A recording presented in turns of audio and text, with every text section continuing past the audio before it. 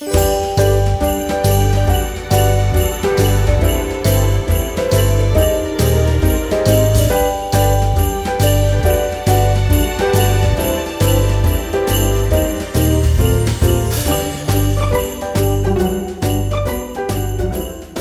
Christmas! Today is actually Christmas when you're watching this. It's a couple weeks before Christmas when I'm filming this.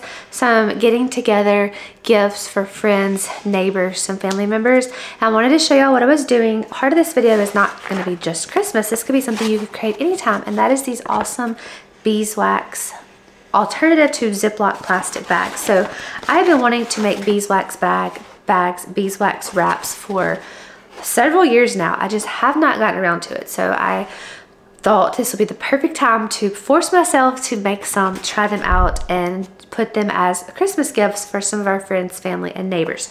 So that's what I'm going to be sharing with y'all today. I only have a couple of these already packaged up to gift.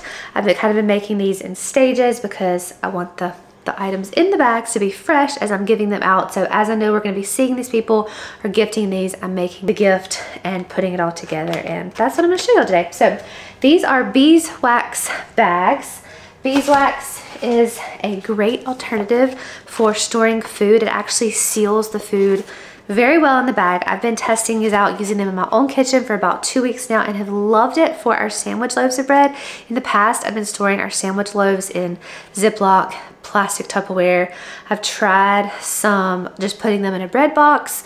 In the wintertime that works. In the summertime the ants seem to find my bread. So this has been a great option. We'll have to see how this holds up to ants when we get to the summer. But anyways, in the winter I've been loving this option. I can put my bread in these bags and put them in my bread box, and they are staying fresh for up to a week if our bread lasts a week. So I'm excited to gift some of these. I have several already made in these beautiful Christmas prints. I found this 100% cotton print on Amazon. These are called fat squares, I believe, and they come in like a big square dimension. So I was just able to fold one of the squares in half to use one square to make one bread bag. If you wanted a larger bag for maybe like an artisan loaf of bread, you would have to do that a little bit differently. So I basically made a pillow case. This is just a 3-sided rectangle with an opening to slide your contents in. So when I was cutting fabric, I did use pinking shears, so I didn't have to go back and round hem the edges. Pinking shears will keep your fabric from fraying. So with the right sides together, I sewed the bottom edge first.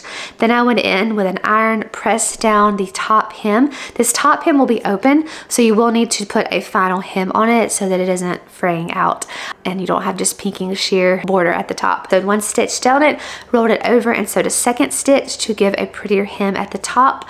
Then I went in any extra edges, trimmed back with the pinking shears to keep it from fraying. Then finally I sewed the two sides together, completed our bag. And then lastly, to make your bag stand up, sort of like a sandwich bag, I actually am going to go back and make some sandwich bags, some smaller versions for sandwich bags. But to make your bag stand up sort of with a base, touch the two seams together, the side seam and the bottom seam where they match, and then fold it into sort of like a triangle, and you will sew a diagonal seam right across the bottom. Then go back, trim that with pinking shears, and this is going to make that sort of flat bottom on your bag for you. Turn it inside out and it is ready. This is just your cotton pillowcase bread bag that is now ready to have your beeswax added. So a couple of weeks ago shared a video where I was preparing to make this video, and I told you there would be a video coming up sharing with you what I made. So I was making beeswax molds with coconut oil and jojoba oil. I made a couple of bags with those. Those were not my favorite bags. They were extremely sticky, so any fuzz, hair, we have dogs inside, dog hair was sticking to the bags, and that's just not appetizing when you go to get your food out and there's stuff stuck to it. So I just tried another method where I sewed my bags. So this is just 100% cotton. You do want to use 100% cotton. It's something with the way the beeswax comes in contact with the cotton. and then folded it into a baking dish and then sprinkled the beeswax pellets across it, inside of it, and then I folded my bag into layers.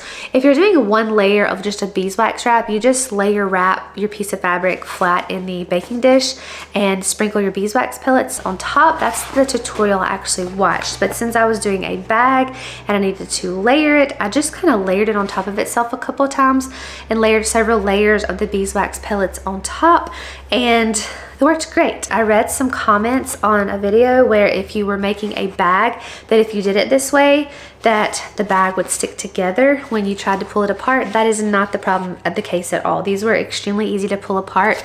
They are a little stuck together when you bring them out of the oven and let them hang to dry, but when you put your hand inside and stretch them apart, they come apart very easily. So that was not the case. I also read some instances where you could beeswax the bag first and then go sew it on your machine, but then I read some reviews where people were talking about the beeswax was building up on their sewing needle, ruining their sewing machine. So I did not want that to happen because I have an older sewing machine that my mom gifted me.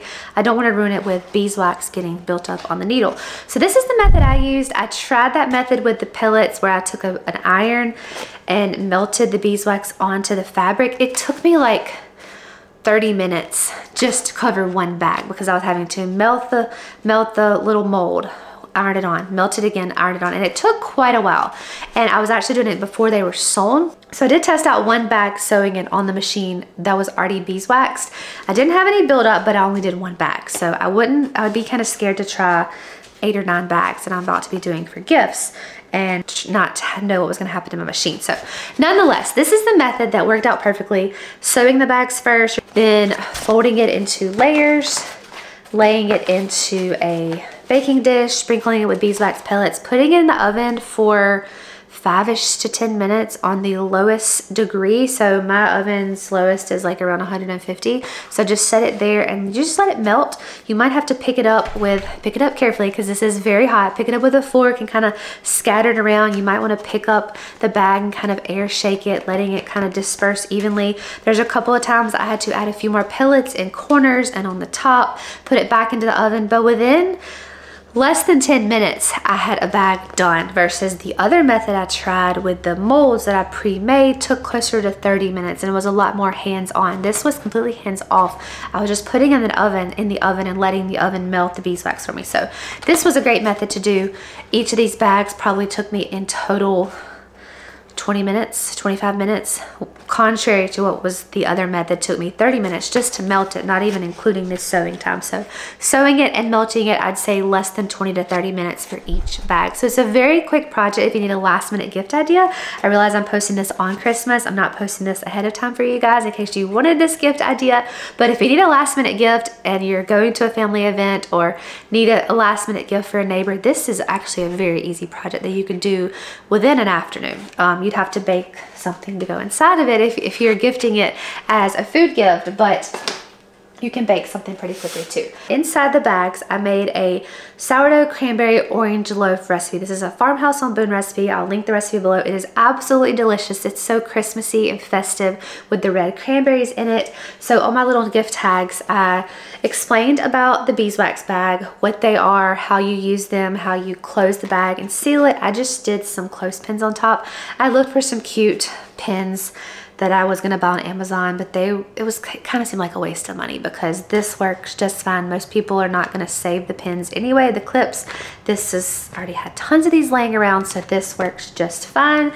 So I told how to use the beeswax bag and how to wash it, the purpose of the beeswax bag is, and then I told about the sourdough cranberry loaf. Bread was long fermented for 24 hours for optimal gluten digestion, and then I did give the ingredients on the bread. But I did want to offer the ingredients, so if anyone had any sort of allergies or opposition to any of these ingredients, they would at least know before they tried the bread. So I think these turned out beautiful. It's a beautifully packaged homemade gift, and who doesn't love a homemade gift? I personally do, because I know that person took time and thought to put into the gift to give to me. So I love gifts like this. Hopefully these will go over well with the people I'm gifting them to. So hopefully if you need a gift idea, you could try this out. Loaf of bread, you could put cookies in here. You could make the bag to whatever size you needed to gift the food item. I knew I needed like a loaf size bag to put my loaf of bread in, and then I know several people who I'm gifting these to make their own bread, and they can reuse these for their own bread as they make it throughout the year.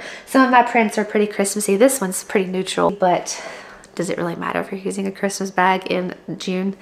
I don't personally care, but you could definitely look at the different pattern options. They have different themes for spring, summer, fall. I'll link that below if you want to try them out. I've already saved different prints for different seasons. If I'm wanting to give one of these for a birthday and it's in the spring months or the summer months, they have such beautiful print options. Like I said before, if you're wanting a large bag to put like a round loaf of artisan bread in, you'll probably want to buy 2 sets of fabric, because you will, I found this out the hard way. I was intending to use 2 pieces of fabric back to back to make a larger bread bag. I intended to make an extra large bag because some of these people I was going to gift a beautiful artisan Christmas loaf to.